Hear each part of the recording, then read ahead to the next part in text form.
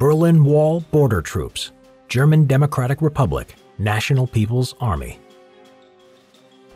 After the defeat of the Nazi regime in 1945, Germany was put under the control of the Allied forces, with the US, British, French, and Soviets each having their own zone of occupation.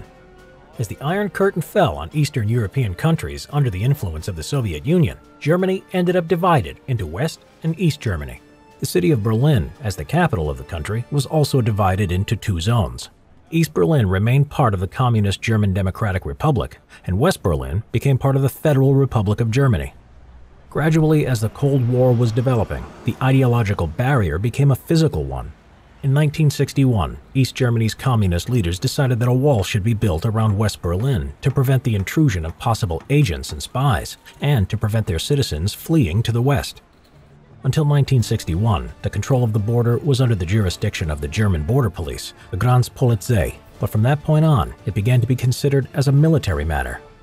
Border troops of the army, the Grenztruppen, were formed to protect the inner border with Western Germany, Poland, and Czechoslovakia, and the wall surrounding West Berlin. Since it was part of the army, border troops were organized on the same basis as the rest of the army. Men were recruited from the population between ages 18 to 26, and their service lasted for 18 months. Those who wanted to could prolong their engagement in order to be promoted into NCOs, or non-commissioned officers. One of the things that attracted young men from East Germany to the border troops was that they were promised a better education and help in seeking a good civilian job once their service was over.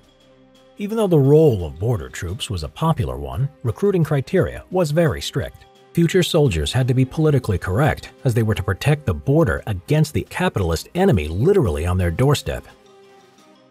Those who had even the smallest record of political dissent, or even those whose closest relatives had showed these traits, were not allowed to join the border troops. Religiousness was also a big drawback in qualification. Another important criteria was that the potential bordermen were not residents of areas near the border with West Germany. These criteria were set up because the government didn't want former bordermen to help escapees. Those who had close relatives in West Germany were also not considered for the job. The basic training of the border troops was identical to those in the rest of the army. Bordermen were, however, additionally taught various inspection and patrol skills, observing, dog handling, and even laying mines.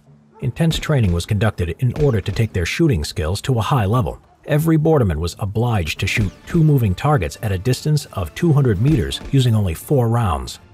Such skills prepared them for the task of taking down real-life escapee targets.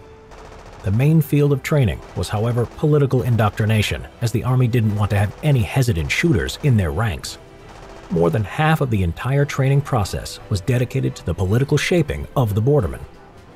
The uniforms and equipment of the border troops were also the same as the rest of the army. Bordermen wore standard stone gray uniforms with dark green collar signs and shoulder stripes. On their heads they wore caps or standard East German wide helmets, which were worn in situations of high alertness.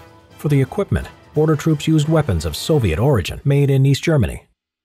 From the rise of the Berlin Wall in 1961, the East German army started to receive modern weapons to replace the old weapons from the World War II era.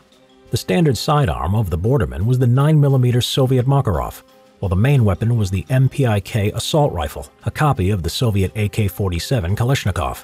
Every soldier carried one of these with 2 magazines of ammunition. There were also IMGK and IMGD light machine guns, which were copies of the Soviet RPK and RPD. All of these weapons were in the standard Soviet caliber 7.62mm.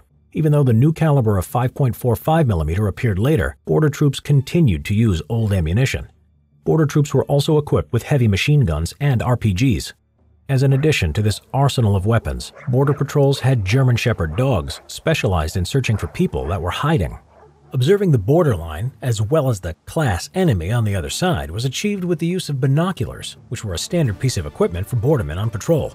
Portable radios were also supplied for faster communication. Soldiers on duty on watchtowers had static, more powerful binoculars. These binoculars allowed bordermen to have a better overview and a secure control over a huge area of the border region. The duties of border troops within the Berlin Wall zone were quite simple. They had to patrol the area around the Berlin Ring and to watch out for any attempt of an illegal crossing from the west, and especially from the east. They also performed the same task from the watchtowers. If someone was caught making a violation of the borderline, bordermen were allowed to shoot them down without orders. For this reason, many bordermen were trialed and sentenced after the German unification. Although the pay of border troops was a little bit better than the rest of the army, it was still very low compared to West German standards. Many dissatisfied soldiers planned escape attempts to West Germany. Since the division of Berlin, many were attempted, the most famous being the crossing of soldier Conrad Schumann on August 15, 1961. Conrad was serving at the border troops and was on his sentry duty at the line that day. At the time, East Germany just began to build the wall. As he was standing at his sentry post, watching his comrades on the patrol walking away from the line, he took the opportunity and ran across the barbed wire to West Berlin. In order to prevent such future incidents from happening, the army established a special protocol. Patrols, sentry posts, and watchtowers were always manned by 2 or 3 soldiers. In this way, if one decided to run to the west, the other could shoot him. Guard shifts lasted for 8 hours, and every soldier had at least one per day. In order to disrupt the pattern and prevent possible escapes, shift hours and patrol paths were prone to changes. Even the names of the soldiers on shift were kept secret. Another way to keep the bordermen obedient and in strict discipline was the use of state police, known as the Stasi. Stasi agents in the border troops wore the same uniforms and insignia and were used to gather information from the other side, but also to inspect the border troops for potential escapees. Every 10th officer and 1 in 30 soldiers was in collusion with the Stasi. Even though contact with West German guards was forbidden and control was strict, bordermen were making constant contact with their Western counterparts, exchanging insignia and newspapers. The Berlin Wall collapsed on November 9, 1989.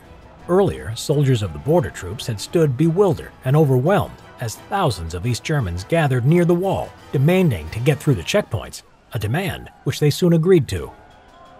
The wall fell down without a single shot fired, and a year later, the Grenztruppen would become disbanded. Subscribe to our channel for more animated history videos.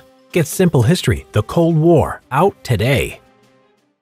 Hey Simple History fans, if you're looking for a better way to support the channel and help us create more epic content, consider becoming a sponsor on our channel. Sponsoring means that for just $5 a month, you get these amazing perks. You can be the first to see new episodes with early access. You'll be able to watch new episodes before anyone else with this perk. A custom icon that shows alongside your username in the comments section and in live chat. When you sponsor us, you also become an influencer with sponsor-only comments. You can communicate directly with us and help us pick the topics that we'll do next on Simple History. Our videos will continue to be uploaded as usual, and remember, it's not mandatory to sponsor us. Thank you for letting us feed your hunger for history.